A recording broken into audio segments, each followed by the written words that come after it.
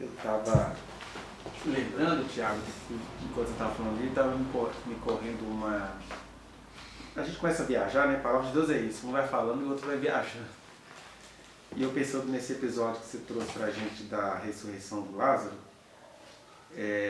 mostrando como que essa coisa em si mesma, ela nos traz tanta reflexão sobre o que é o próprio reino de Deus, né? Porque Jesus está ali no meio de um povo sagrado, um povo que tinha a palavra de Deus mais do que todo mundo no planeta, né? E aí ele faz esse milagre estrondoso. Já começa essa coisa curiosa, né? Por que esse milagre não foi contado nos outros evangelhos? Porque trata-se de um milagre que é tão estrondoso quanto íntimo, né? Quanto, eu até diria, intimista. Que quem estava ali que ficou sabendo daquilo, quem estava de fora não conseguiria ficar sabendo o que de fato tinha acontecido e nem iria acreditar. E Deus não está nem aí para isso. Olha, quem estava aqui sabe que aconteceu um milagre, as autoridades reconheceram o milagre, as autoridades ficaram preocupadíssimas, e aí que vem a questão que a sua palavra me fez pensar. Como que andar com Jesus é a gente não ter medo de ser chamado para a derrota aparente, ou a derrota situacional, ou por que não dizer a derrota histórica. Porque ali na ressurreição de Lázaro que começa a derrota de Cristo, né? Ele que tinha de tudo para se tornar o rei do universo, as autoridades religiosas falam assim, peraí, é necessário que um morra, porque se morrer um, a gente consegue livrar o povo de que seja governado por esse um, e a gente também livra o povo de sairmos dessa coisa boa que é o Império Romano. Né? O Império Romano, que era odiado pela população, mas ao mesmo tempo é aquela coisa assim, da pessoa violentada. Eu odeio isso, mas eu não sei viver sem isso. A pessoa violentada sem consciência. Né? Sem consciência não, todos os dias, acho que todos os dias da última semana eu lidei com situações assim, de pessoas que estão sofrendo violência, mas elas entendem que elas não podem ferrar o violentador. Seja esse violentador o pai, a mãe, o vizinho, o irmão, o pastor, eles têm essa cultura de que não podem violentar. É difícil, né? A gente está num caso midiático daquele desembargador, lá de Santa Catarina, o desembargador que estava escravizando uma surda, é Santa Catarina, que pode vir de bom de Santa Catarina, quem sabe? Aí, ele é tido como minha filha, minha família. O desembargador tem esse papo de que é filha, que ele está num processo de adoção, só que ele não tem escapatória. Por quê? Tudo mostra que ela trabalhava muito, ela não participava da festa da família como se fosse filha, era sempre operária, ela tem, acho que 37 anos, se não estou enganado, e ela não pôde se alfabetizar, não aprendeu a língua brasileira de sinais, né? Não aprendeu nada, ela era filha. Então ele está vindo com esse papo de adoção, quer dizer, o cara está tentando escapar da violência que ele cometeu contra uma vida, mas é bem capaz de alguém chegar para ela e ela não saber exatamente se ela quer a punição para esse cara. Né? Isso é bem cultura brasileira. E aí a gente vê que as pessoas que lutam pelo reino de Deus, pela causa de Deus, a gente fica nesse desapontamento, né? Puxa vida, eu não acredito que agora que deu tudo certinho, ele ressuscitou um morto, mas o que vai vir daí para frente é a morte dele. Quer dizer, ele ressuscita um morto, mas a vitória dele é morrer, a vitória dele é não assumir o império, a vitória dele é não mudar este mundo. Isso é muito desapontador e eu fiquei pensando o que isso tem a ver conosco, né, com as nossas expectativas. Porque a gente espera mesmo, da estrutura humana, talvez, querer uma prosperidade terrena, conquistar o poder terreno. Por mais que a gente tenha consciência de que não é assim, a gente fica esperando que seja assim. Eu falo isso às vezes até em relação a esse pequeno grupo, que todos os dias eu tenho essa tensão. Se é para ser esse pequeno grupo com grandes realizações, e talvez o nosso parâmetro seja esse, né? Jesus tinha um pequeno grupo, mas ele fazia grandes realizações. Ou se é para a gente, sem realização nenhuma, sair conquistando todo mundo, porque você tem esses opostos. Temos os pequenos grupos que aparentemente não tem força, não tem nada, não produzem nada. E a gente tem os grandes grupos que de 4 em 4 meses estão abrindo grandes igrejas e ao mesmo tempo as almas continuam vazias perdidas, ocas. Só a gente pegar os últimos acontecimentos aí, né, envolvendo como é que é o nome? A Lagoinha Global, que é aquela coisa. Primeiro vem a campanha. A campanha vai ser Deus odeia o orgulho, para falar mal do orgulho gay. E aí o versículo bíblico não está falando sobre o orgulho gay, está falando sobre o orgulho do valadão, que é o que Deus odeia. Né?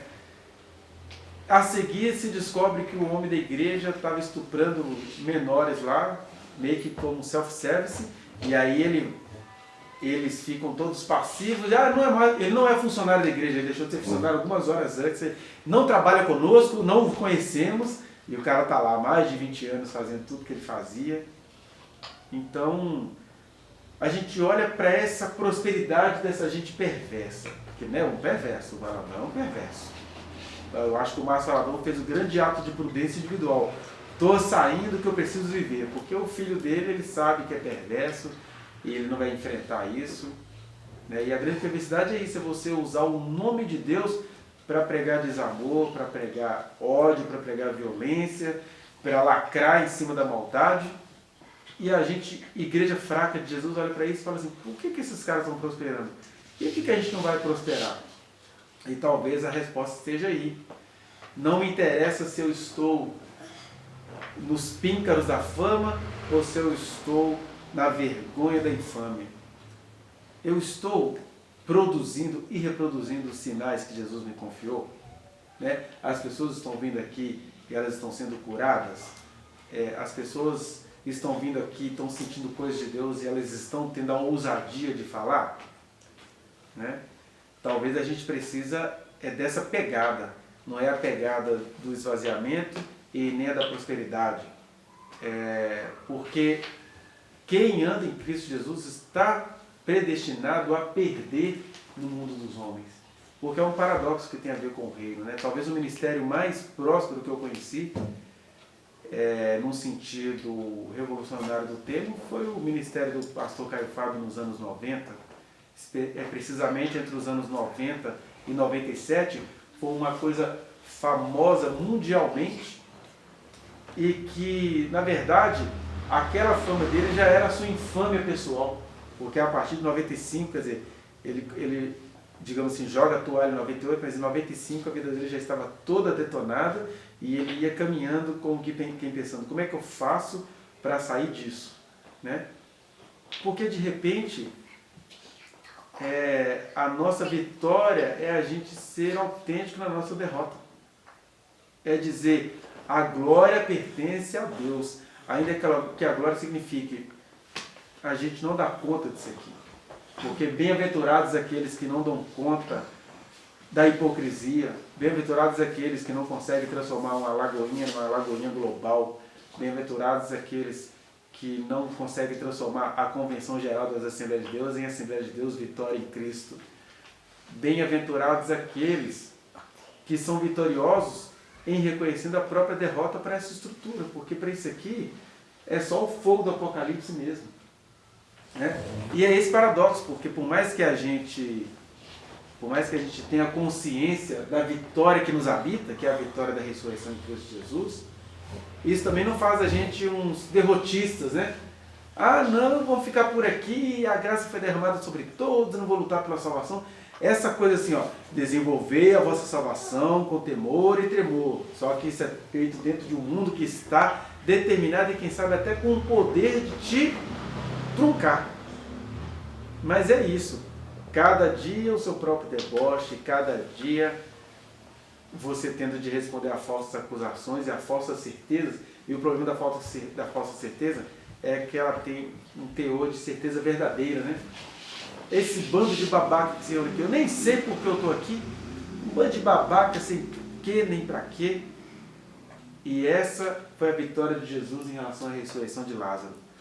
Um milagre estrondoso acontece, ele nem é visto assim por aqueles que estavam à época, mas o milagre aconteceu. E o reino de Deus é sendo expandido de eternidade a eternidade, mas sempre com essa aparência de fraqueza, de fracasso, de ficar sendo engolido pelo sistema, pela história, e a gente tendo de vencer na derrota aqueles que são derrotados na vitória. Né? E quanto mais uma pessoa usa em vão o nome do Senhor e mais próspera ela está, isso já é um grande inferno, uma chama constante queimando na consciência dessa pessoa. E ela nem o sabe. Tanto é que essas pessoas morrem de medo de morrer, porque elas sabem que quando elas acabarem, toda aquela prosperidade acabou ali. Né? Não precisa nem ser crente para entender isso, basta ser Gugu. Né? Com todo o respeito à individualidade do ex-apresentador, mas foi um homem cheio de glamours e de vitórias e um abismo de fortuna chamava outro abismo de fortunas. E de repente ele se vai e você tem aí uma briga familiar e o ex-namorado e tudo. Para a gente entender isso, olha, eu não preciso esperar o melhor deste mundo, ao mesmo tempo em que eu preciso esperar o melhor de mim na presença do Senhor. E é aqui que eu queria ler um salminho, para ler um outro salmo. São 2 salmos que eu quero ler. Um é o Salmo 61, versículo 12, que diz assim: em Deus faremos proeza, por isso que eu estava com essa música na cabeça hoje. Em Deus faremos proezas, pois Ele mesmo calca aos pés os nossos adversários. Aí a gente volta a folha um pouquinho. Está aqui, ó, o Salmo do pastor Anderson Silva. O pastor Anderson Silva é um pastor todo tatuado, mais moralista do que o moralismo, mas tem uma barba de terrorista e tatuagem de imoral. Salmo 58, versículo 6 diz assim: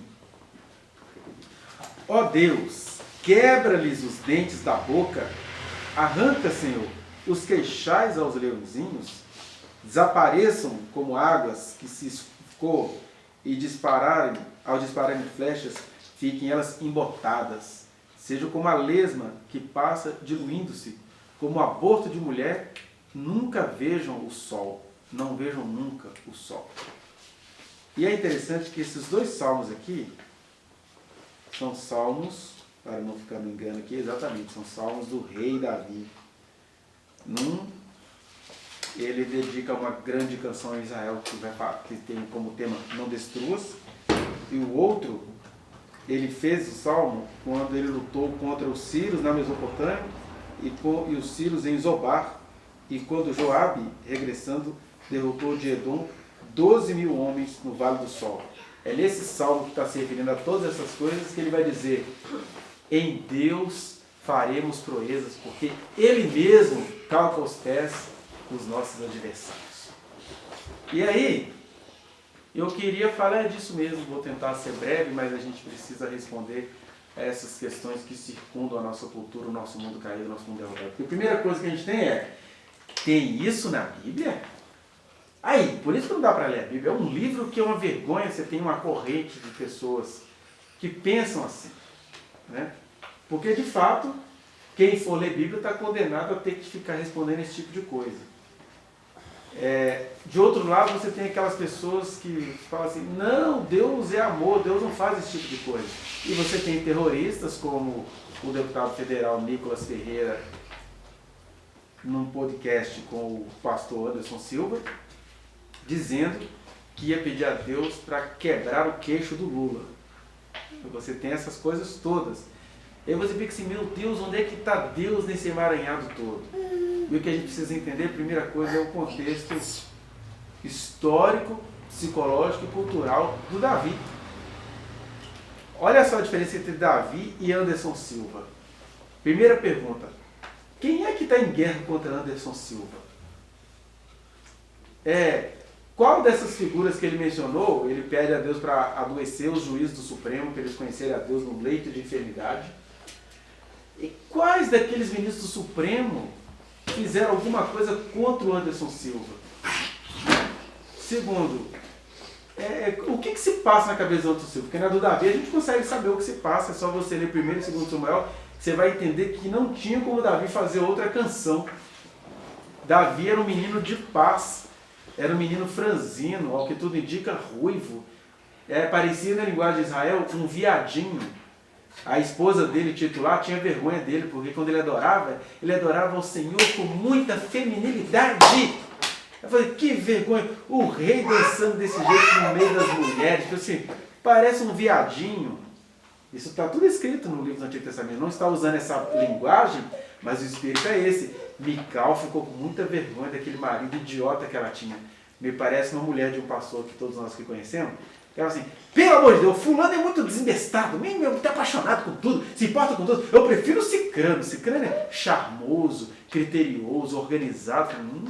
Eu estou achando que eu estou vendo uma mulher de pastor apaixonada pelo seu sacristão. Né? Dizia uma mulher de pastor. Que é tipo Mical. Que vai assim, para que Deus me casou com isso? Um homem otário, não sabe nem ser rei. Tá? Por que é importante a gente entender isso? Porque o rei Davi, ele era esse bocoió do evangelho. Aliás, o fruto do Espírito é longanimidade. Essa palavra tão longa, ela tem significados longos e um deles é babaca, idiota, confiável, espera tudo no seu devido tempo, confia de verdade, acredita nas pessoas mesmo. Por quê? Porque a pessoa longânima, ela tem a favor dela o fato de que ela anda em comunhão com Deus. Aí Davi, em alguns salmos, ele parece arrogante, porque ele fala assim, Senhor, olha para a fidelidade dos meus sentimentos, vê, Senhor, que eu te levo a sério. Então, em meio a todo esse contexto, ele fala assim, por que esses caras querem me derrotar? E aí os caras queriam derrotar Davi por dois motivos. Primeiro, porque eles achavam ele um grande bocó. O pessoal pensava assim, nem os filhos de Davi vão com a cara dele, não, só isso. Ficou patente para todos nós, né? Logo, os filhos de Davi, um queria o reino, o outro queria matar o irmão, o outro queria transar com a própria irmã. O Davi era um incompetente familiar. Aliás, o Caio tem uma pregação maravilhosa que se transformou num sermão chamado O Drama de Absalão, que ele vai mostrando o que estava por trás daquele ódio de Absalão. Né? Claro que Caio está ali falando do alto do seu ministério, nos anos 1993, para ser mais preciso, falando em empresários da Adonep, Associação de Homens de Negócios do Evangelho Pleno, um lugar que eu ouvia falando depois que ele detestava pregar, mas chamou, eu vou. Aí ele pregou sobre o drama de Absalão para empresários do Evangelho Pleno. E aí, ele faz essa mensagem um pouco moralista no sentido de dizer o seguinte, Davi não soube administrar a sua casa, mas até essa paz Davi tinha, porque Jesus chega e fala assim pra gente, olha gente, quem falou que vocês não conseguiam administrar a sua própria casa? Vocês acham que Jesus soube administrar a sua casa? Ele era rimo de família. Ele não conseguiu administrar a sua casa porque, para além de um conglomerado e uma estrutura familiar, o que nós temos? Nós temos ódios guardados, nós temos costumes administrados, nós temos comparações feitas diuturnamente. E aí você acha que rolava o que na família de Jesus? Esse irmão nosso, que a gente nem sabe como é que ele veio, dizem que ele veio quando a mamãe era virgem, e isso aí é o Salvador do mundo, vê se algum irmão daquele suportava Jesus perto deles. Não dava. Não dava. Né? Davi não tinha uma boa relação com sua família, tanto é que quando o profeta vai ser convidado, enviado por Deus lá, ó, Deus me mandou aqui, o pai ouve que Deus mandou o profeta aqui, o que o pai faz?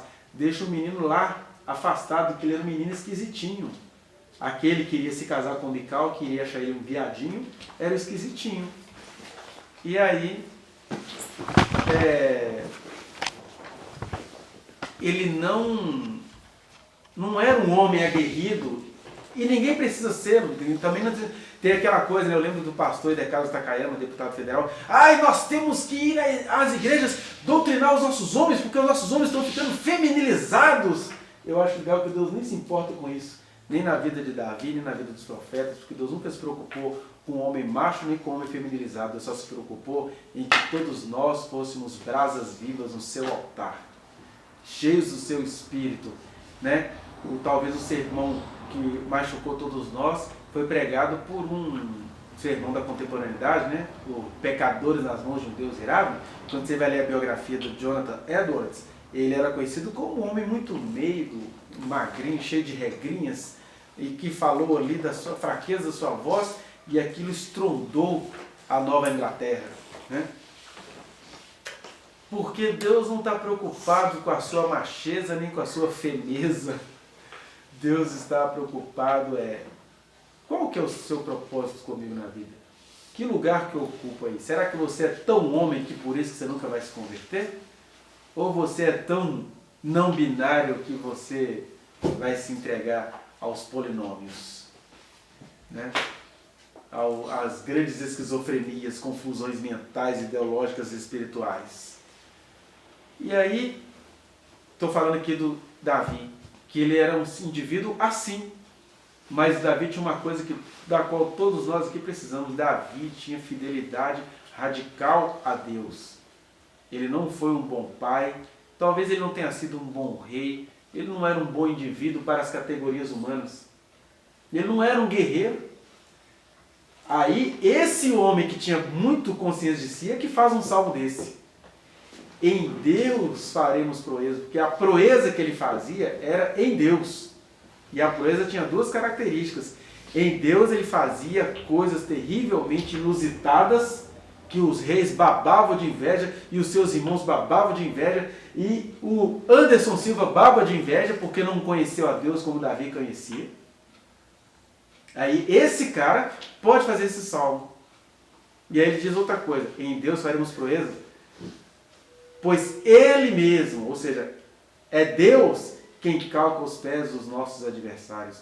Ou seja, eu nem queria matar ninguém, não estava afim de fazer guerra com ninguém, não estou podendo fazer nada. E é legal quando você vai lendo, eu estava tentando durante a pandemia fazer um comentário bíblico, né? Eu consegui fazer de Deuteronômio, Josué, Juízes, Ruth, 1 Samuel. Parei em 1 Samuel, que aí começou a correria toda, fiquei sem tempo. Mas, até onde eu consegui comentar no livro de Samuel, está lá numa playlist no meu canal, inclusive, a gente vê isso claramente, como que as guerras que Davi tinha de enfrentar eram, em sua maioria esmagadora, quando era com a presença de Davi, elas eram guerras inusitadas. Deus fazia um terremoto acontecer, as pessoas ficavam confusas, as pessoas desmaiavam no susto. Não era Davi derramando sangue, embora ele tenha ficado com a fama. Ele ficou com fama de que derramou muito sangue, né? Ele perdeu a paciência com um ou outro indivíduo, por exemplo, com o Nabal, do qual ele não chegou a derramar sangue. A Abigail vai lá, conversa com ele, aparta isso. Aí o Nabal morre de desgosto, porque quem é que criou o caso comigo? Aquele idiota, rejeitado por todo mundo, amigo de publicanos e pecadores, porque Davi se acercou de um monte de cananeu. Ele era bandidão no reinado de Saul, né? Aos olhos da moral ele era um bandido.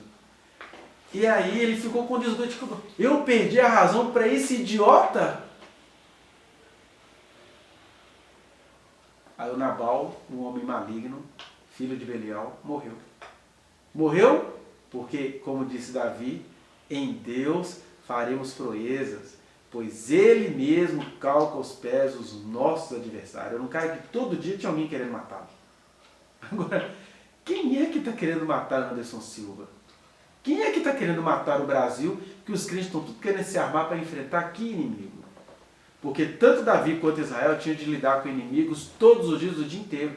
Israel hoje é um povo opressor, mas ainda assim é um povo que vive sendo caçado todos os dias pelas tradições islâmicas do Oriente Médio, né? Embora eles sejam oprimidos os palestinos, no sentido geral é um povo oprimido pelas crenças de um outro povo que se percebe monoteísta, né?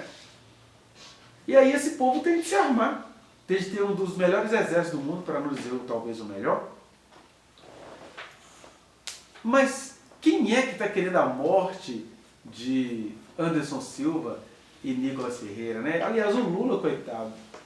A gente não pode ficar falando de política aqui, mas a gente precisa falar daquilo que nos é real, né? O cara está ali fazendo o trabalho dele. Se ele tem problemas como indivíduo, se ele está devendo alguma coisa, ele está tendo de ver isso na justiça, mas ele não está roubando ninguém, não está fazendo nada com ninguém. Eles criam as teorias, não, porque o que ele fez matou milhares de gente, mas ele fez o quê que não conseguiram provar até agora? Já provaram até o que o Dallagnol fez, já provaram o que o Sérgio Moro fez, não conseguiram provar o que ele fez, aí não, é porque ele é terrível, mas até o diabo perde esse tal de Lula, né? Mas independentemente das suas preferências pessoais, o meu contraste aqui qual é a ameaça pessoal que Lula é para o pastor Anderson Silva para ele dizer isso, que a igreja precisa orar para Deus quebrar o queixo ou a mandíbula do Lula. Né? Então, primeira coisa, Deus continua calcando aos pés os nossos adversários, principalmente porque são adversários dele, no sentido de que são seres arrogantes que acham que podem impedir uma obra que Deus é quem está fazendo. Então, nesse sentido, o texto bíblico nunca vai perder a sua razão, porque é cantado por um homem que vivia aterrorizado dia. Vocês não sabem o que é isso. A gente aqui, ó, muitos aqui não exercem o ministério porque tem medo de enfrentar um demôniozinho. Sente cheiro do diabo, já passa mal, quer sair correndo. Você não sabe o que é sentir cheiro de suor de soldado midianita, amalequita, filisteu, árabe, tudo quanto é gente, armado até os dentes, contra o seu povinho, que é o Israel, quando ele teve os maiores territórios, que é o que ele tem hoje, é do tamanho de Belo Horizonte. Imagina países como a Arábia Saudita querendo atentar contra Belo Horizonte. Como é que esse cara não vai desesperadamente fazer um hino de louvor ao Senhor, dizendo: só no Senhor eu posso ganhar essa? Pois em Deus é que a gente vai fazer proeza, a gente vai fazer o inusitado, porque Ele mesmo calca aos pés os nossos adversários. E aí, existem situações assim no livro particular? Existem, né? É só você entrar em algum emprego público que você vai conhecer esses tipos de inimigos que vão zombar da sua doença rara, que vão zombar da sua competência, que vão se armar para ver a sua morte, que vão fazer despacho, utilizando-se da religião dos outros, para ver a sua desgraça. E aí a gente já está um pouquinho mais evoluído do que Davi. Eu nem preciso fazer salmos assim, né? E na verdade o salmo foi escrito assim, para ser cantado por um povo que de fato era perseguido, né? E foi feito pela pena de um homem que era perseguido. Agora, nós somos o amor de Jesus. Jesus disse: ouvistes que foi dito aos antigos, amarás o teu próximo e odiarás os teus inimigos. É interessante que não existe esse versículo, odiarás os teus inimigos. Mas é porque a gente cria. Existem coisas que não estão escritas, mas estão ditas, sonorificadas, viraram um acordo. Acordo não é que a gente se reuniu para poder elaborar um documento, é que a gente vai praticando isso.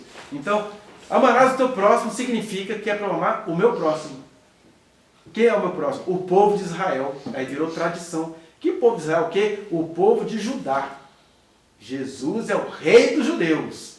Israel é outra coisa que virou Galileia dos gentios e Samaria, aquele povo horroroso. Então, amarás o teu próximo e odiarás o teu inimigo, significa: Senhor, eu te agradeço todo dia porque eu não sou samaritano. Orava-se assim pelos samaritanos, mas também orava-se assim contra as mulheres. Senhor, eu te agradeço porque eu não sou uma mulher que talvez ela tenha um cérebro do tamanho de ervilha, a gente não consegue nem encontrar onde está. Eu te agradeço porque eu não sou uma mulher. Os judeus oravam assim. Aí para essa geração que não tinha nada a ver mais com Davi, nem com os profetas, por exemplo, o Jeremias, quando ele tomava na cara, é claro que você vai xingar se você tomar um pisão, se você tomar um bicudo no meio da boca. O ódio, que é também a autodefesa, vem na hora, né? Tanto é que a tradição nos diz que Jesus ficou mudo, silêncio. Mas basta você ler o Evangelho de João para você ver quando Jesus toma assim, paf! Você me bate por qual dos milagres que eu fiz? Porque quem tem sangue tem raiva. E ter raiva não é ter ausência de perdão. Ter raiva é levar a vida a sério. E esse salmo aqui, ele vem de quem leva a vida a sério. Mas isso é profundamente e diametralmente diferente do que querem os nossos pastores brasileiros. Anderson Silva, das suas tatuagens e dos seus ódios prefigurados em sua barba consagrada. Porque ele está ali cumprindo o que está escrito em Judas, né? Estes que se banqueteiam convosco, eles têm por hábitos difamar autoridades superiores. Autoridades superiores, porque ele está cheio de ódio por alguém que possivelmente com quem ele nunca conversou pessoalmente. Segundo, os nossos ministros do Supremo Eles podem ter 1 milhão de infinitos defeitos. Mas olha, são pessoas que fazem o papel deles até melhor do que nós aqui como indivíduos aqui, ó. Se eu fosse perguntar aqui, quais indivíduos aqui fazem o seu papel social? Ah, eles ganham o que eles têm que fazer. É interessante que no Brasil é até mais honesto você ser um ministro do Supremo, porque os desembargadores aqui de Minas Gerais ganham, ó, muito mais para não fazerem nada. Aí ganham muito dinheiro. Tem desembargador aqui em Minas Gerais que ganha 550 mil por mês. O ministro do Supremo ele só pode ganhar até 41 mil reais agora, pelo novo teto. E aí, eles fazem o trabalho deles. Então, por que eu me acho, com a minha arrogância de pastor, ficar dizendo que eu vou orar para Deus adoecer ministros? É capaz de uma macumba dessa voltar para esse pastor. Aliás, e aqui eu vou no espírito de Davi, se é para fazer alguma imprecação, a imprecação tem que ser a mesma de Jesus, porque Jesus fez imprecações. Jesus é aquele que disse, Deus não veio para fazer cair fogo sobre os samaritanos, porque olha a diferença. João chega para Jesus e fala assim, Senhor, quando os samaritanos vê que Jesus não vai ficar lá, eles entenderam que Jesus não vai ficar lá, então deixa ele, ele está sem tempo. Aí o João, que era discípulo de Jesus, mas era Anderson Silva, na época, ia se converter ainda, Senhor Jesus, o Senhor quer, aproveitando a autoridade que o Senhor me deu, e os salmos imprecatórios de Davi, e em consonância, em concordância com o pastor Anderson Silva, que ainda há de brotar no Brasil em 2023, o Senhor não quer que a gente chegue e já meta fogo do céu nesses samaritanos? Aí Jesus fala assim, vocês não sabem de que espírito vocês são? Porque o Filho do Homem não veio para queimar as almas dos homens, veio para salvá-las. Mas isso ele diz acerca de samaritanos oprimidos. Porque acerca da cidade de Jerusalém, o que é que ele disse? Ai de ti, Corazim, ai de ti, Cafarnaum, ai de ti, Betsaida. Porque se em Sodoma fossem feitos os sinais que vocês viram aqui, há muito que Sodoma teria se arrependido. Há muito que cananeus teriam se arrependido. Por isso eu digo a vocês, menos rigor haverá no dia do juízo para Sodoma, para os hititas, para os cananeus, no dia da ressurreição, no juízo, do que para as cidades de Jerusalém. Porque viram Deus em pessoa e preferiram não reconhecê-lo. E aí sabe qual é o juízo? Para o pastor André Valadão, para o pastor Anderson Silva, para o falso cristão Nicolas Ferreira, o juízo é esse. Ai deles, porque eles não conhecem Jesus de estranho entre nós, eles têm a chance de ter Jesus dentro deles. Aí o que ele faz com o Espírito de Deus que habita dentro deles? Eles cospem, vomitam Deus. Porque se o Deus não é o Deus da guerra, da jihad, se o Deus não é o Deus que vai matar inimigos ideológicos, que vai matar ministro do Supremo, que vai matar o presidente, que é interessante que eles falam que que eles acham que é esquerda, né? Eu fico rindo das pessoas que acham que eu sou esquerdista. Eu só sou um cara que ama justiça social, eu tenho muitas críticas à esquerda, eu acho a esquerda muito babaca em muitas questões, mas aquilo tem a ver com justiça social e, infelizmente, estatisticamente, a esquerda ela é muito mais justa socialmente do que a direita. A gente vai criticar o que é anti-justiça social, mas a gente não está aqui para ser esquerda nem direita, a gente está aqui por causa do reino de Deus e da sua justiça. E aí, certas performatividades da esquerda se parecem muito com essa justiça do reino de Deus. Mas, ao mesmo tempo, certos discursos, certas práticas, certas babaquices, a gente tem que condenar. Jesus tinha entre si um cara de esquerda, que era o Simão o Zelote, mas ele falou para todos, se vocês igualmente não se arrependerem, todos perecereis. Né? Então, sem pensar em esquerda e em direita, mas pensando nessa injustiça de gente que diz ser profeta do Senhor. Que é o homem, não sei se vocês viram um vídeo desse homem, ele fez uma live com um livrão assim, cheio de folhas, apontando um por um dos pecados de adultério que ele ficou sabendo que praticava. Ele estava lá denunciando os adultérios, o pastor Anderson Silva. E aí você fala assim, meu Deus, como assim, cara? E aí agora esse homem agora quer fazer uma campanha para que todos oremos para que Deus quebre a mandíbula. E quando ele fala mandíbula, ele está chamando o Lula até de macaco, de animal, de alguma coisa assim. Né? E aí a pergunta é, se esse cara é de Deus mesmo? A pergunta é retórica. Esses caras são de Deus mesmo? Para eles vale aquilo que Jesus falou, para quem se achava de Deus. Israel não se achava de Deus? Vossa morada ficará deserta. Vocês são povo de Deus mesmo? Vocês vão ficar assim no local de culto de vocês. E olha que cumpriu, hein? Jesus estava desejando mal para alguém? Ele estava desejando o bem. É porque o bem, dentro de pessoas que conheceram a Deus e preferiram ficar com a dureza.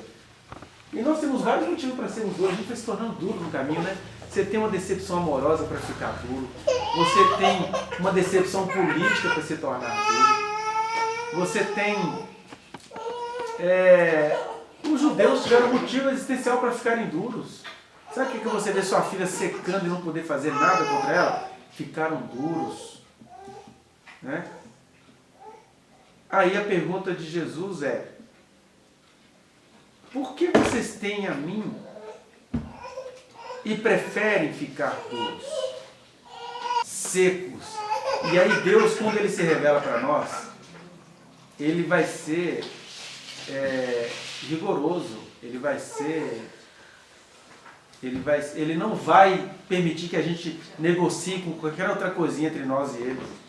Porque nós temos um mundo de negociações contra a presença de Deus na nossa vida.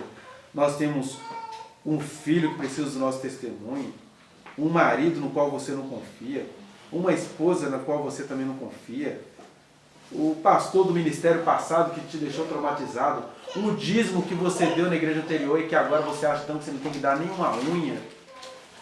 Você tem um monte de argumentos e Deus fala assim, apresente quais argumentos? Por que Deus fala assim? Porque para Ele só existe um argumento para qualquer decisão na sua vida, que é o que Davi diz aqui no Salmo dele, no século 11, 10 a.C. Meu argumento é, em Deus faremos proezas. Davi sabia que ele não tinha saída. Ele não podia se deixar vencer e nem derrotar se isso não fosse em Deus. Em Deus faremos proezas. Porque Ele mesmo calca os pés dos nossos adversários. E geralmente os nossos adversários somos nós mesmos. Nós somos inimigos nossos com o mesmo poder de o mundo inteiro se abater contra nós. Então, essa imprecação ela é válida. E ela é bem diferente do que o pastor Anderson Silva está desejando para essas pessoas. Porque ele quer vingança alheia. E o Davi está assim, meu Deus, eu durmo todo dia com esses caras aqui diante de mim. Aqui eu preciso clamar. Né?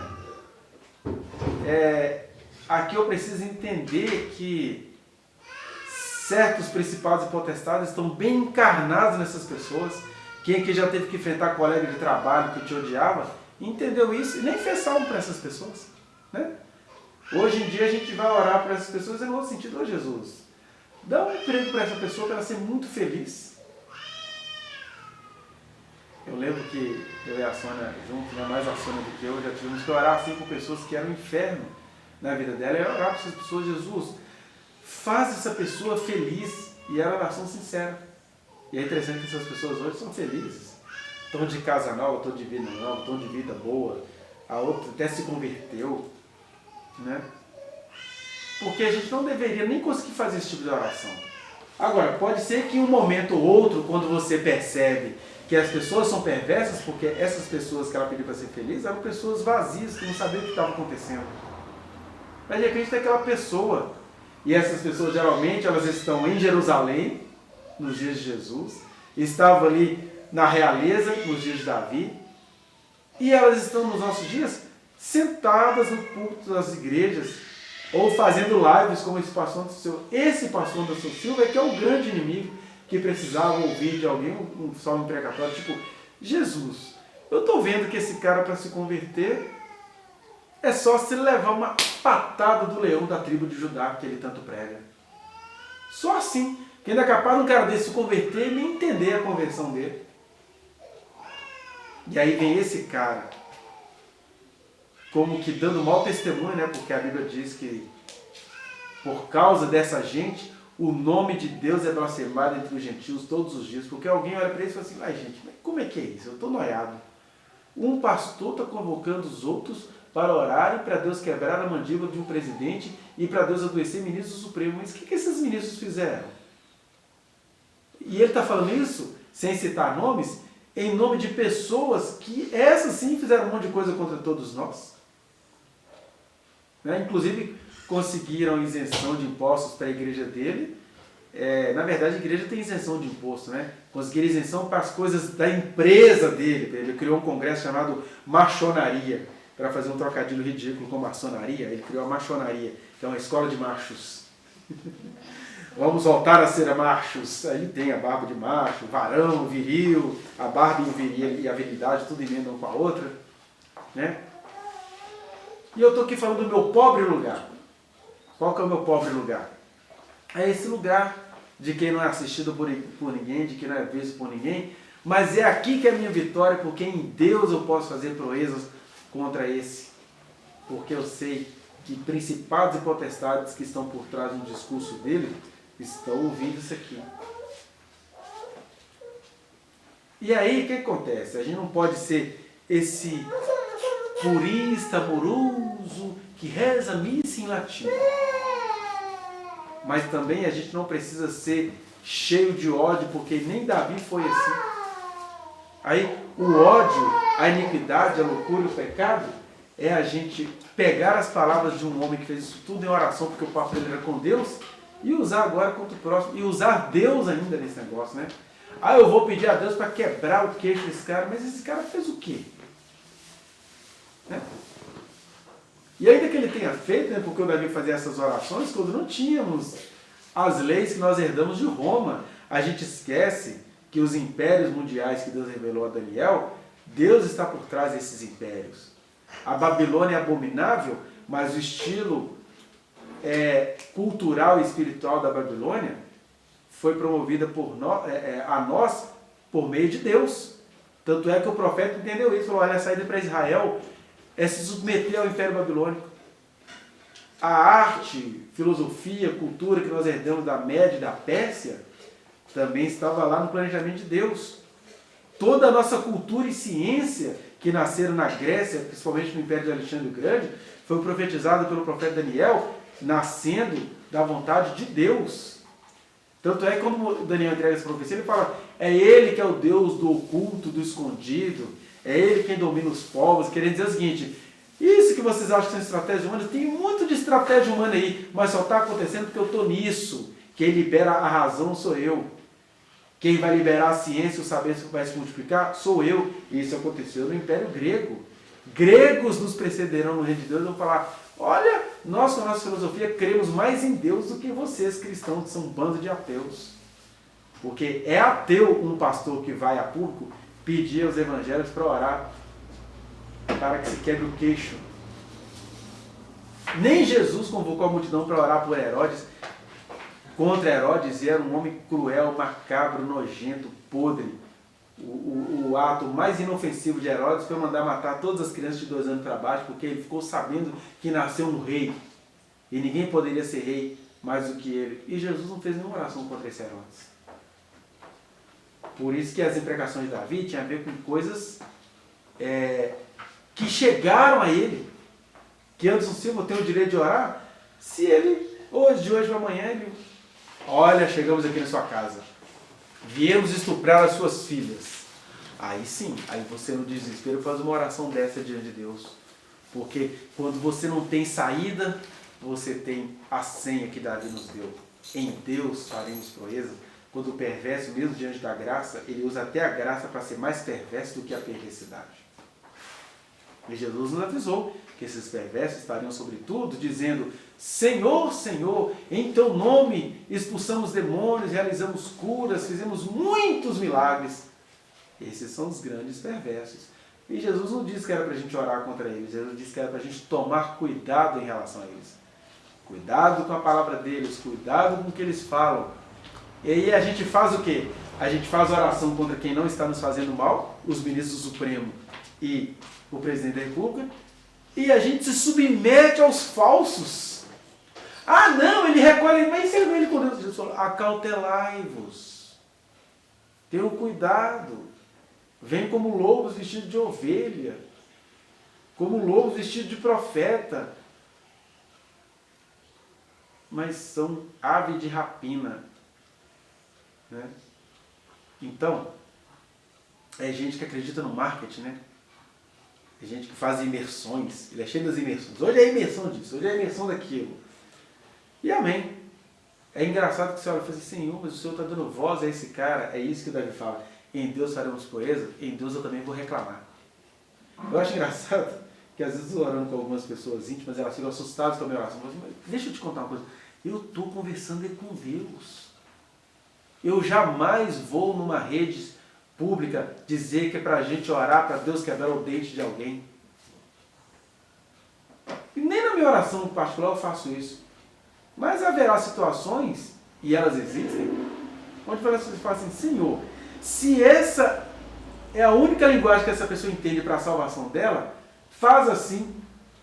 Mas genericamente, é o que Jesus falou, a vossa casa ficará deserta. Ele não falou que o dente ia ser quebrado, nem que o filho ia morrer do coração, nada disso. Igual Pedro. Pedro não desejou mal para ninguém quando Ananias e Safira entrou mentindo, usando o nome de Deus.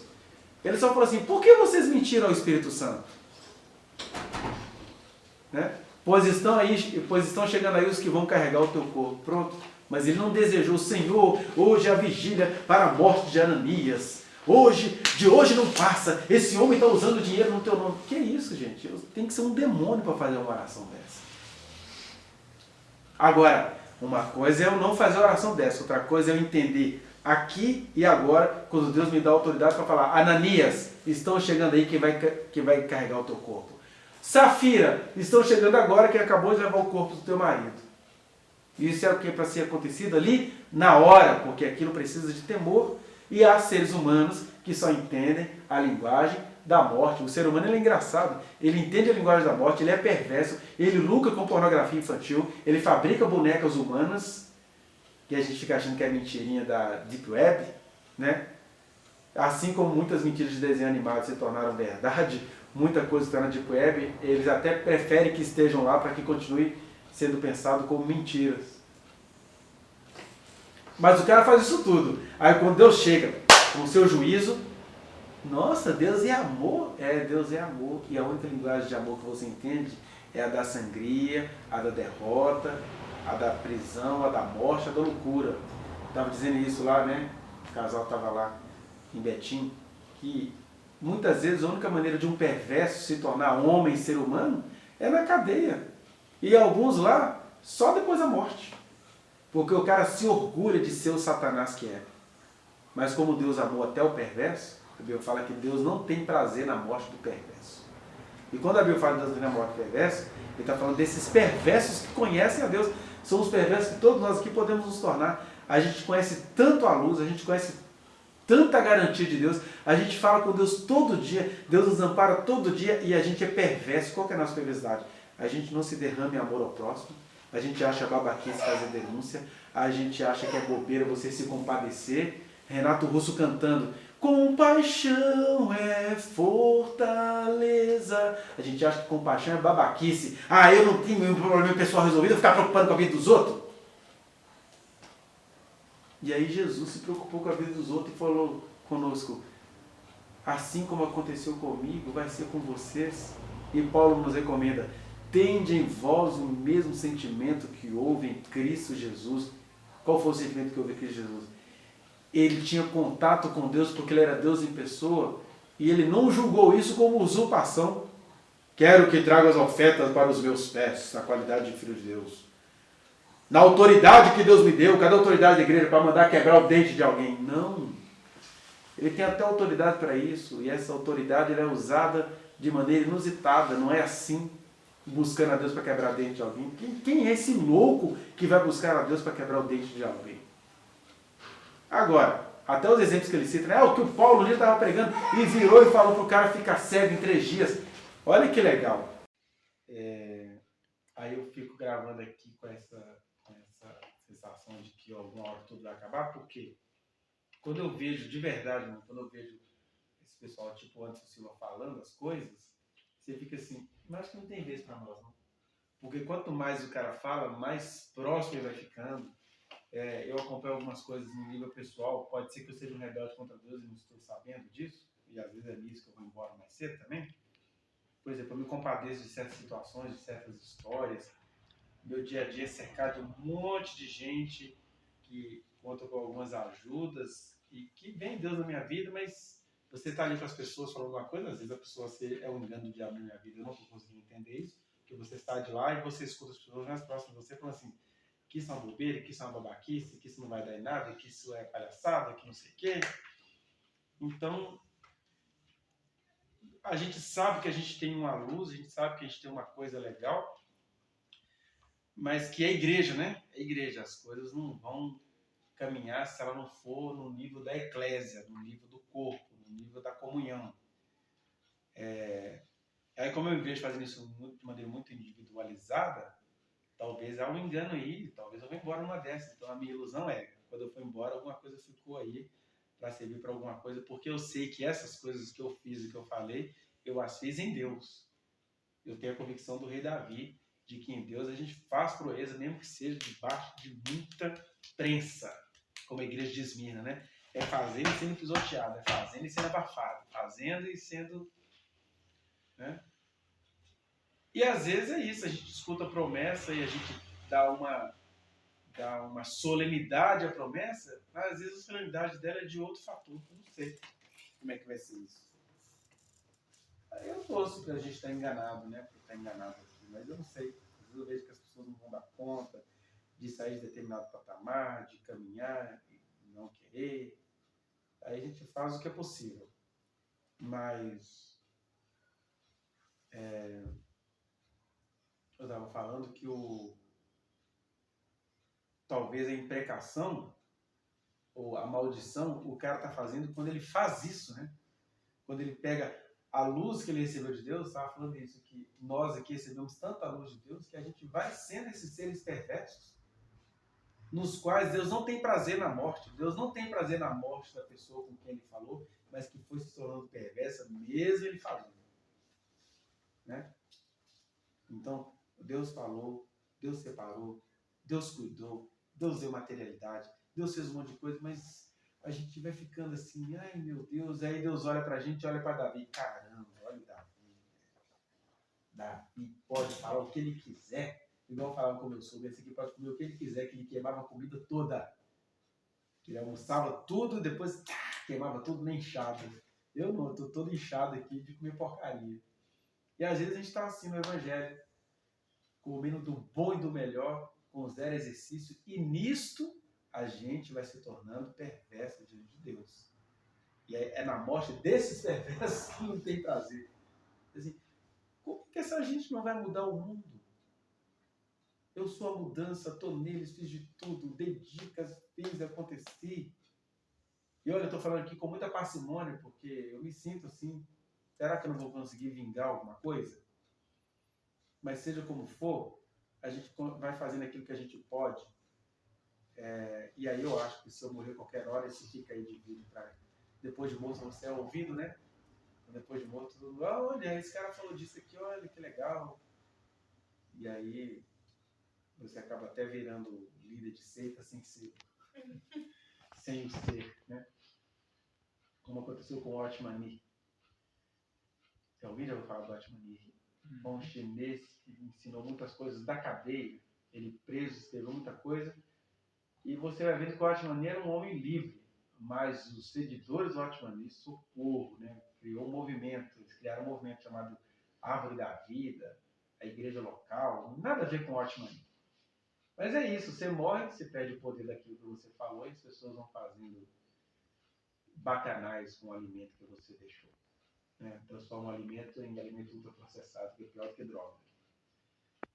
E aí, a gente precisa fazer proezas em Deus. E entender que quando Davi faz um salmo pedindo a Deus para quebrar os dentes dos inimigos, você viu a lista, né, que ele está falando. É um monte de amalequita, de gente horrível, armada até os dentes. Aí você pode falar o quê? Olha, por exemplo, eu não preciso pedir nada, eu vou falar, Senhor, Eu estou no momento agora da minha vida profissional que tem uma turma que está querendo me exonerar. Ah, por que você vai ser exonerado? Ah, porque você é um professor que é muito preocupado com esses meninos. A gente não gosta disso, não. A gente está aqui para proteger a nossa vida. Agora eu vou orar para Deus botar intimidade nessas mulheres? Não. A minha oração é: Jesus, qual é a linguagem que elas entendem? Fala a linguagem que elas conseguem entender. Que de umas o tupete é tão grande que às vezes a morte chega e a pessoa, vou morrer como herói. Eu não preciso pedir a morte para isso. Agora, Deus sabe o que faz. E eu não desejo a morte, eu desejo a mudança, o novo nascimento, a humildade, a reconciliação de todo mundo. Né? É engraçado que quando você tem essa paz em relação às pessoas, é que você pode fazer um salmo igual esse que o Davi fez. Porque ele era da paz, mas as pessoas queriam era acabar com ele porque odiava ele, o povo dele, o Deus dele. Na verdade, a briga dos inimigos de Davi era contra o Deus de Davi, nem era contra Davi. Davi é um Zé Verdade. Mas esse cara é protegido, é isso que eu odeio. Todo mundo aqui já deve ter tido alguma experiência dessa, de você ser odiado, não é nem por você. E são esses inimigos aí que Deus calca aos pés. Deus põe no calcanhar, né? Calcar é debaixo do meu calcanhar aqui, menino. Ó, sei qual que é a sua. Você fala mal deles, mas você tem raiva de mim. Quer dizer, isso é muito diferente desse Anderson Silva achar que os ministros supremos estão atentando contra a igreja. Gente, aqueles caras são tão... eu posso discordar deles, mas, gente, a Rosa Weber, ela é o que ela pode ser, uma mulher maravilhosa. Carmen Lúcia é o que ela pode ser. Né? Talvez o mais politicozinho, bobinho que eu diria ali é o Dias Toffoli, que, aliás, apareceu aí meio enrolado no golpe que estão querendo dar. O Dias Toffoli, Cássio Nunes e o André, o crente. André o crente. O perverso do Supremo é o André. Mas eles querem que Deus faça os outros caírem em enfermidade.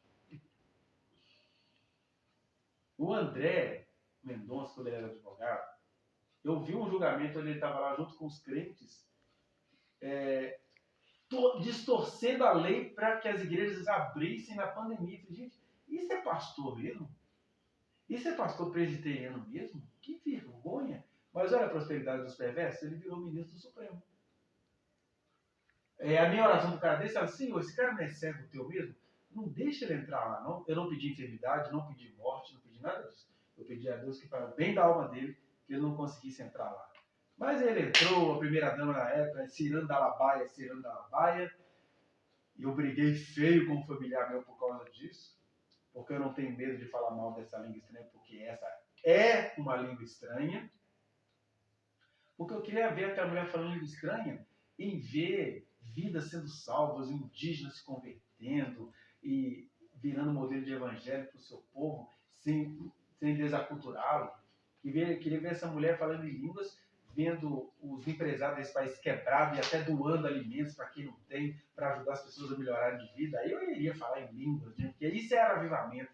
Agora, um ministro, pastor, presbiteriano, mentiroso, safado, que usa a lei a seu favor, ser promovido, isso é sinal para eu falar em línguas estranhas?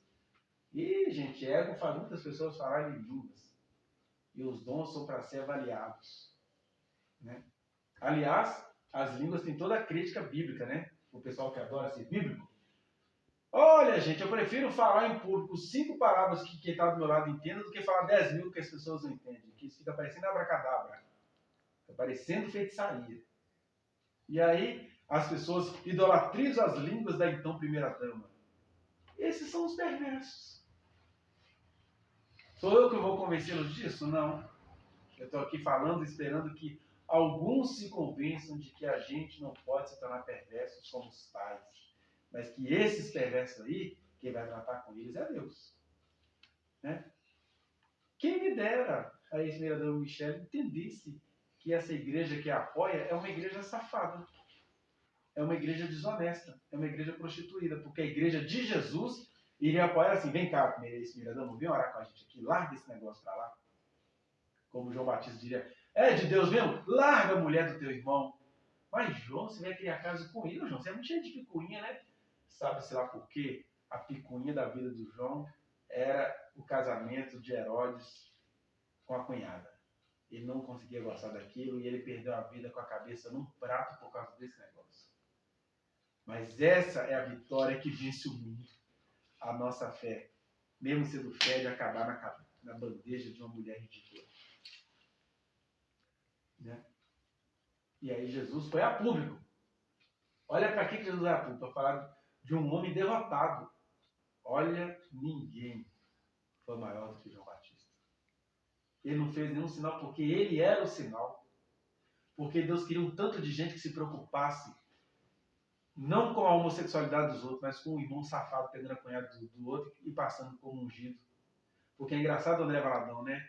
Ele vai lutar contra o orgulho, mas ele não vai se pronunciar sobre aquele tanto de pastores que tem na Lagoinha. Eu já atendi alguns assim no consultório, gente vítima desses casais. Ah, eu estava lá no curso Casados para Sempre, aí o cara pega todo mundo. E isso não preocupa a Lagoinha, não. Aí Jesus olha e fala assim, perversos. Ah, é global? Pronto, agora a perversidade agora é global. E aí Jesus queria gente mais apaixonada, assim, pelo reino dele. Gente despretensiosa. Não é porque eu vou aparecer no jornal. Eu estou assim porque quem me habita não gosta disso. Ah, mas isso você vai perder sua vida. Não, seja estratégico, você pode proteger muitas pessoas. Quem ama a sua vida, perde-a. Quem ama o seu cargo, perde-o. Quem é estrategista porque quer chegar em algum lugar, nem deveria chegar nesse lugar. Eu só quero chegar em um lugar. Eu só quero chegar naquele lugar que causa alegria no coração de Deus. Falar assim, puxa, esse cara teve tantas promessas, aparentemente não teve nada, mas ele não foi infiel a mim. Né? Ninguém aqui é fiel 100%, mas todo mundo pode ser fiel 99%. Né? Só Deus é que cumpre aquilo que o Wesley Safadão cantava. Todos nós aqui diante de Deus somos o quê? Aquele negócio de 1%, 99% vagabundo, né? Olha, vocês conhecem a música do Wesley Safadão? 99% anjo e 1% vagabundo. Então, todos nós diante de Deus podemos ser 99% anjo e 1% vagabundo. Só Deus é que é esse amor que aguenta isso. Viu que eu não sou bom nada dessas musiquinhas? Aí passamos os informantes. Obrigado. Mas a gente escuta a música, escutei, esqueci qual que era a ordem dela. Somos obrigados. E todo mundo canta, isso é uma coisa, 2015, né? Então 99% anjo e 1% vagabundo, ou é o contrário? E aí só Deus é que aguenta essa sofrência. E a gente não consegue ser nem isso, né? Não, Senhor, é o seguinte, é porque eu sou um homem de princípio. Você vai falar para Deus que você é um homem de princípios? Você vai falar para o princípio que você é um homem de princípios? Primeiro critério para estudar aqui, o princípio da autoridade.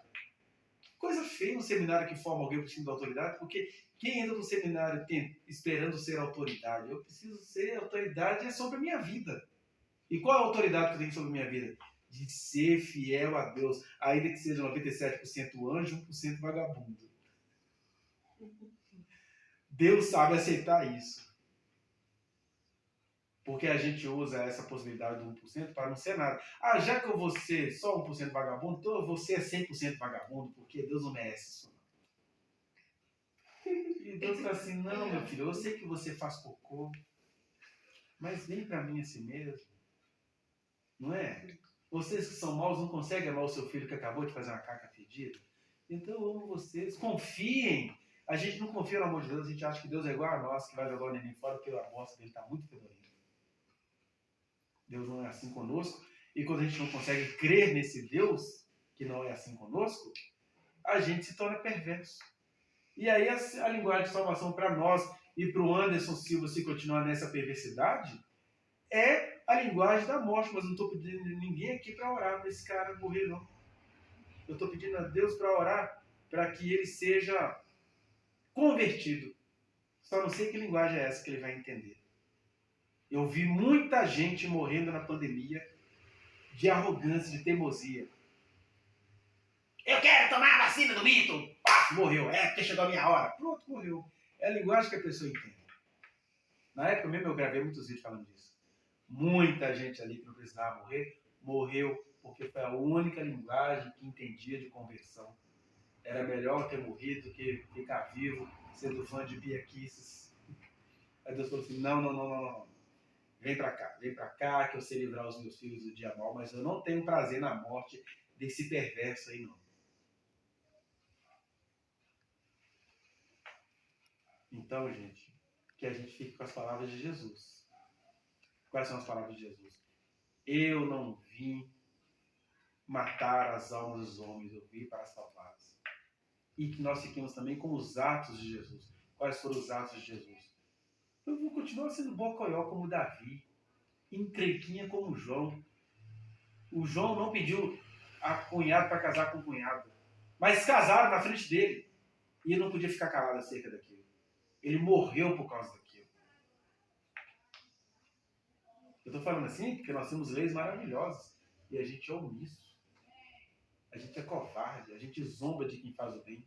Esta semana eu me compadeci de um cachorro que estava ali preso numa corrente de meio de 50 centímetros. Aí, como é que eu vou falar com o cara? O cara tem fama de ser um cara ruim aqui no bairro, né?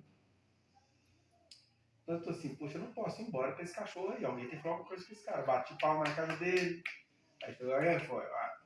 Não, é porque o seu cachorro tá sem água ali e tal. Ah, é pra isso? Você veio falar?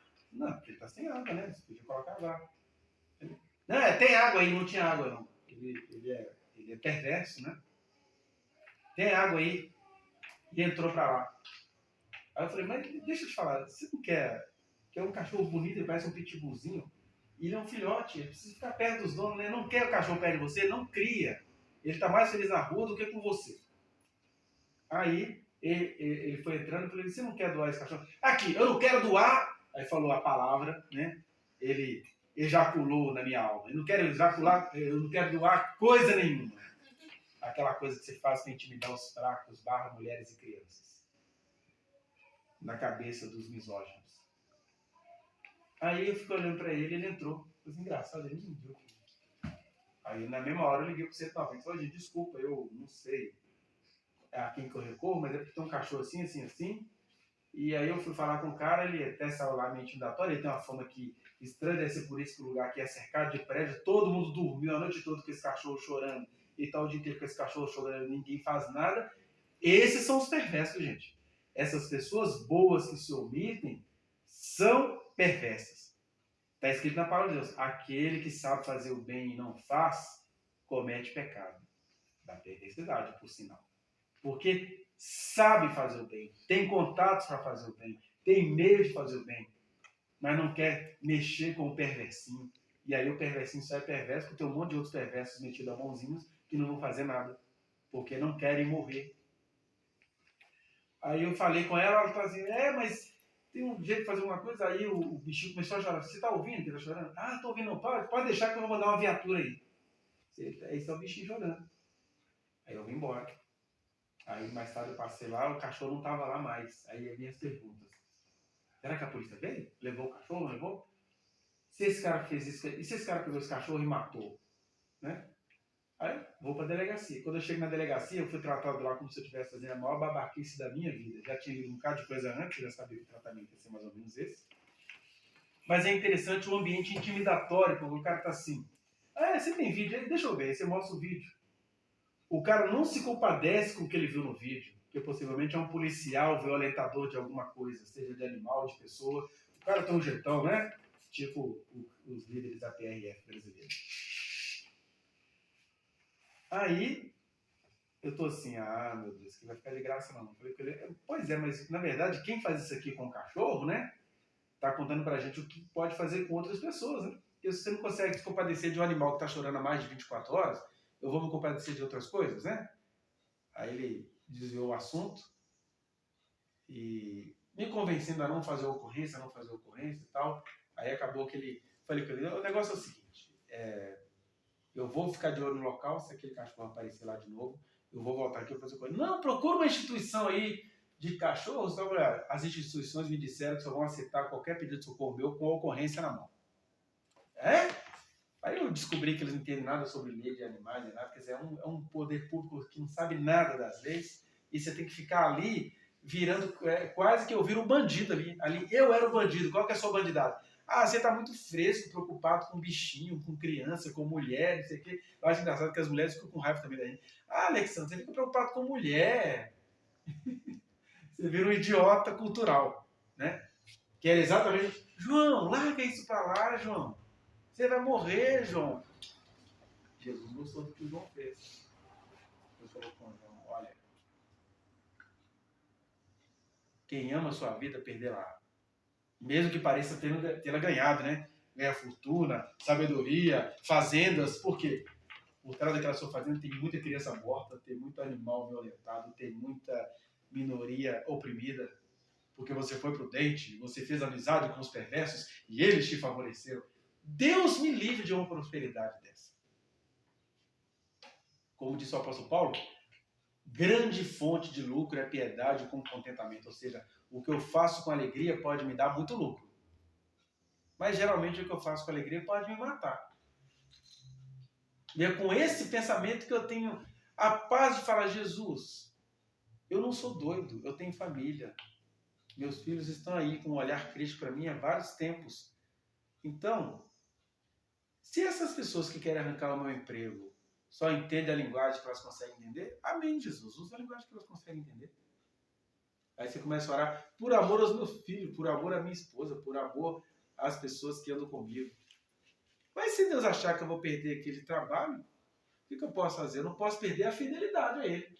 Eu acho que a gana de todo crente, de toda pessoa que se percebe transformada por Jesus, deveria ter esse medo, deveria ser esse medo de perder a fidelidade a Deus. E o que é fidelidade a Deus? É quando você está diante de uma pessoa, igual a Natália fez isso no final da semana passada, né?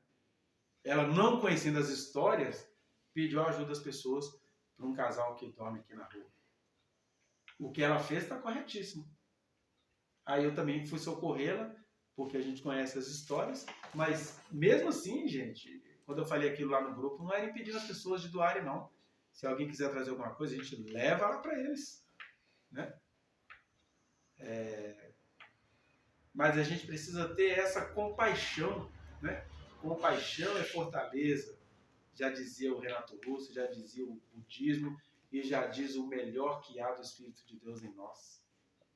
O que é o melhor que há do Espírito de Deus em nós? Tudo. Tudo nele é o melhor. E aí esse Espírito que se compadece de nós todo dia, fica esperando que a gente se compadeça das pessoas, porque a gente é cheio dele. Né? E quem sabe os milagres extraordinários que a gente espera acontecer, não acontecerão quando a gente se compadecer. Nós temos uma Constituição que a gente gosta muito de usar para fazer guerra religiosa, ela poderia ser usada para despertar em nós a compaixão. Pega o artigo 6º da Constituição. São direitos sociais: educação, moradia, lazer, trabalho, o que mais? Saúde, segurança, transporte. E aí a gente tem 7 coisas, pelo menos, nas quais o Espírito de Deus poderia entrar em nós sem eu precisar virar candidato por causa disso. Porque disciplina em Cristo é liberdade, compaixão é fortaleza, e ter bondade é ter coragem. Porque tem isso, né? Você vai lá na delegacia e pedir socorro para alguém, você é tratado como idiota. Aí você tem que ter coragem. O fruto do Espírito é bondade. A gente não sabe nem o que se esconde atrás dessa palavra. Bondade no mundo onde até as pessoas bondosas amam a maldade, amam a conveniência. Ter bondade é ter coragem. É coragem para ser bom. Eu lembro quando eu trabalhava na Câmara Municipal, e aí estava fazendo um daqueles cursos que eles oferecem lá, e aí a menina me perguntou uma coisa que eu falei para ela, olha, a gente precisa de coragem para ser bom. Puxa, eu nunca tinha parado para pensar nisso. Coragem para ser bom. Porque a gente está numa instituição aqui, para ser bom aqui nesse lugar, tem que ter muita coragem. Imagina lá fora. Você pega a pessoa mais oprimida dessas que a Natália pediu ajuda, você vai lá levar ajuda para ela, você vê assim, que maldade, né? Tá na sarjeta, mas é maldosa. Mas você tem que ter coragem para ser bom. Porque o fruto do Espírito é bondade. E bondade não é ser bonzinho. Bondade é ter coragem para ser bom. E aí quando você começa a entender isso, Você entende que a gente não tem mais de fazer esses salmos que o Anderson Barbudo, tatuudo, fala? E o seu Nicolas Sacristão? Mas você também não precisa achar que a vida é ingenuidade, porque na verdade quem é bom não é ingênuo, tem diante de si todos os seus pecados e tudo aquilo que precisa da luz de Deus para melhorar, mas também é reconhecer o seguinte: eu sei que sou pecador, mas eu não posso negar que a luz de Deus brilhou nesse pecador. E que em eu sendo bondoso, porque habitado pelo Espírito eu sou, é que eu vou sendo menos pecador. Né? Zero pecador acho que eu nunca serei, mas menos pecador dá pra gente ser. Dá pra gente chegar nos 99% anjo. E isso não é motivo de orgulho, isso é misericórdia divina o tempo todo. Né? Porque o 1% vagabundo que nos resta diante de Deus, ele tem um poder sobre os 99%, que é a nossa estrutura humana. Até meu pai falou isso esses dias. Falando assim, a gente nasce ruim. A gente nasce ruim. A gente aprende a ser honesto. Aí, a luz de Deus, né? Então, nos casos, a gente é isso. E até nessa frase, a gente nasce ruim, para encerrar aqui, né? Tem essa coisa perversa nossa, porque a gente vem com a convicção do... Ai, gente, eu sempre esqueço o nome do filósofo que falou sobre o Leviatã. Hobbes. Thomas Hobbes, que falava, né, o homem é o lobo do homem, né, o ser humano já nasce ali com o seu estado de natureza brutal, e é verdade. Mas o que a gente faz com a teoria do Hobbes? A gente cria a educação tradicional, que a gente... o ser humano nasceu mal? Aí os cristãos se apoderaram dessa frase para bater em criança. Não, o ser humano nasceu mal. E grande maldade é você usar essa teoria hobbiana, sei lá o que, a teoria do Hobbes, para fazer perversidade contra a criança, porque o ser humano nasceu mal, mas criança é criança. O mesmo Deus que disse a geração do ser humano é má desde a sua meninice, o mesmo Deus que disse deixai vir as minhas crianças, porque delas é o reino de Deus. Né? E ela tem consciência, né? Não tem consciência da própria maldade. Maldoso sou eu que uso a teoria da maldade para perverter crianças, para ensinar crianças que violência é tudo. Aí você tem esse monte de adulto lesado, achando que foi educado na violência, que eles vão perpetuar a violência nos filhos. Né? Então, compadecer-se de uma criança que você sabe que é em si mesma má, porque a nossa natureza é caída, essa é que é a educação. É você dar a chance para a criança, outra maldade que nos constitui, existe a compreensão, o entendimento, o diálogo. E cada criança vai ter uma linguagem que ela consiga entender. O que a gente não pode é descarregar ódio nas crianças. Né? Isso é a perversidade que a gente pratica. Então, que a gente fique com essa palavra. Que Deus que não veio matar as almas dos homens, a fim de salvar alguns, terá de matar alguns. Mas é Deus quem faz isso. Não é a minha oração, não é a minha imprecação, não é o meu pedido. E as orações de Davi continuam sendo muito bem-vindas. Porque ele as fez num contexto em que qualquer um de nós aqui, talvez a gente não oraria, a gente se tornaria cruel. Há tantos filmes mostrando isso, né? De pessoas que sofreram, e aí como não tinha resposta para a perversidade, elas foram se tornando cruéis. Né? O Davi não se tornou cruel, porque em Deus ele pôde fazer a proeza de resistir à própria maldade que o constituía. E ali o que ele conseguia orar era, Senhor, não deixa o cara chegar perto não, porque se ele chegar ele vai me estraçalhar. Então estraçalha ele antes, se é essa a linguagem que ele entende. Agora hoje, gente, que pobreza do evangelho é essa? Não entender que nós somos salvos por Cristo Jesus. E que é Ele, a Ele pertence a vingança, porque Ele não se vinga de ninguém, porque nós somos criatura. Ele vai se vingar de uma criatura? Né? Enfim, que Deus nos abençoe.